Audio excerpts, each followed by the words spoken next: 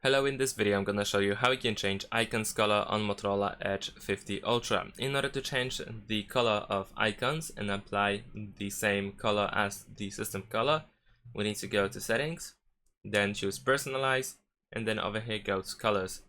Now over here, of course, we can change the color for our system, but at the bottom we have themed icon, and if you select this option, then you will see the preview how the icons will look like, and all you need to do is simply press save in order to apply the change. And now, as you can see, many of these apps have applied the system color.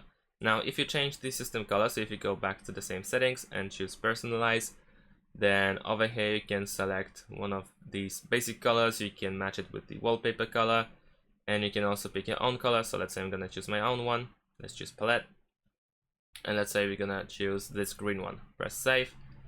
And now, of course, this themed icon section is not updated, but if you press save, then if you go back, you will see that it is actually changed. And if you go to the home screen, you will see that it's also changed. And that's it. Thanks for watching. Leave a like and subscribe to my channel, and see you in my next videos. Bye.